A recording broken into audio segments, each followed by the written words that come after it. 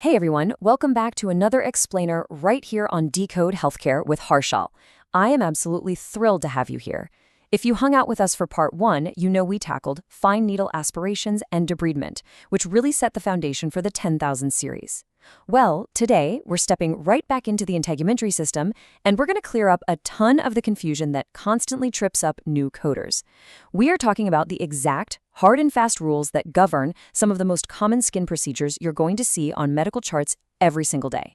So here's our playbook for today: paring or cutting, skin biopsies, removal of skin tags, and finally, shaving of lesions. Let's get right into it. First up on the docket, paring or cutting.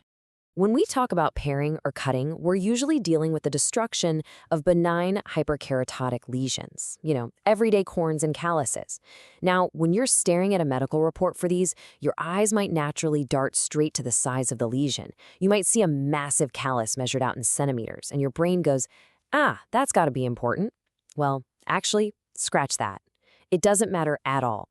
For paring codes, your golden rule is this: code selection is strictly determined by the exact quantity of lesions removed. It's about the number, not the size. Let's break down these specific codes: 1155, 1156, and 1157. Guys, it is literally just a counting game. If the physician pares down a single corn, boom, 1155. But what if the patient has 3 calluses removed? Please don't report 1155 3 times. That's a quick way to get a denial. Instead, you look at the ranges. 2 to 4 lesions falls perfectly under 1156. And if a patient comes in and gets, say, 6 lesions pared down, well, you just use 1157, since that covers absolutely anything more than 4 lesions. Just count them up, pick your code, and you are golden. All right, moving right along to section 2, skin biopsies. So biopsies are done to grab tissue solely for diagnostic pathologic examination. But here's the kicker: not all biopsies are created equal. Just take a look at how each tool interacts with the skin layers differently. Up top, you've got the tangential biopsy, which uses a scalpel or flexible blade to basically slice horizontally right across the skin. Then, over in the middle, there's the punch biopsy, using that specialized circular tool. Kind of looks like a tiny apple core, right? And down at the bottom, the incisional biopsy uses a sharp blade to carve out an actual wedge. As a coder, recognizing these specific tools and depths in the clinical note is your primary job. You absolutely have to know the CPT definitions for each of these to code them right. A tangential biopsy might show up in the documentation as a shave, scoop, saucerize, or curette. It's a superficial sample. A punch biopsy is exactly what it sounds like. It requires a punch tool to pull a full-thickness cylindrical sample.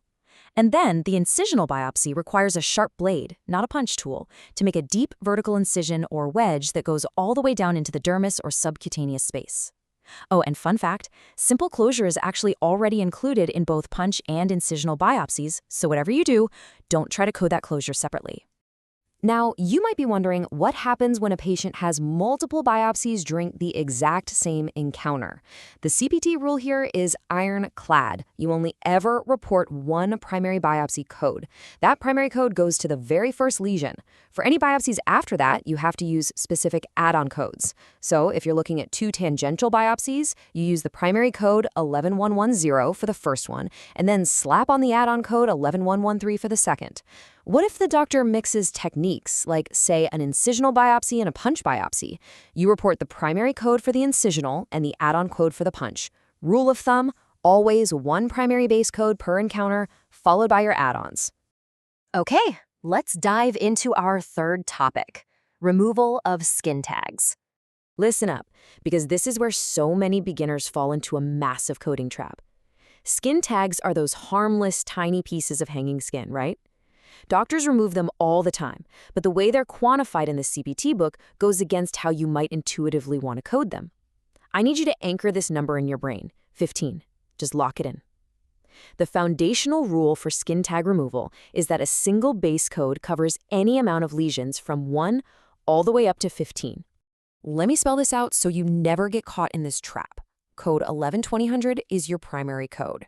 Whether the doctor snips off 1 skin tag, 5 skin tags, or 14 skin tags, you report 11-2000 exactly once.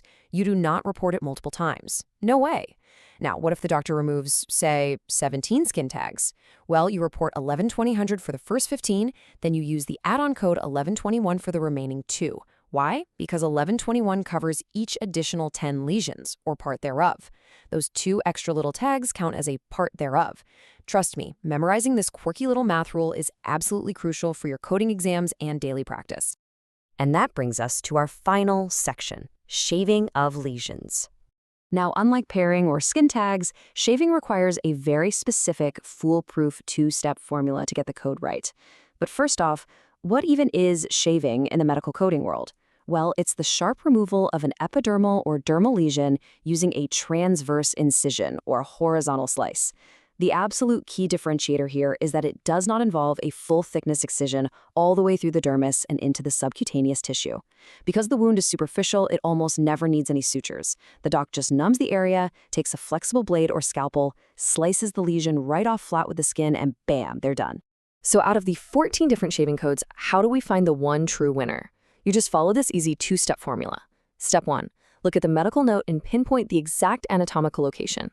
The CPT book groups these codes by body areas. So things like the trunk, neck, and arms are in one group, while the face, ears, and eyelids are in another.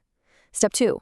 Once you're in the correct anatomical neighborhood, you check the lesion size in centimeters. Is it half a centimeter or less? Is it between 0.6 and 1.0 centimeter? You just match the body location, match the exact diameter, and boom, you've got your code. It's really like a giant puzzle, but it's perfectly logical.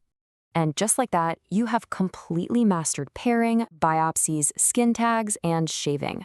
If you found this structured, zero-fluff explainer helpful, make sure you hit that subscribe button for Decode Healthcare with Harshal.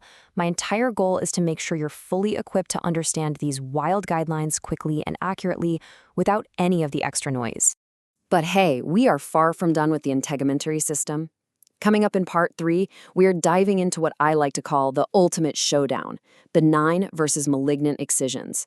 This is literally one of the most highly tested areas in medical coding and something you're going to see constantly out in the real world.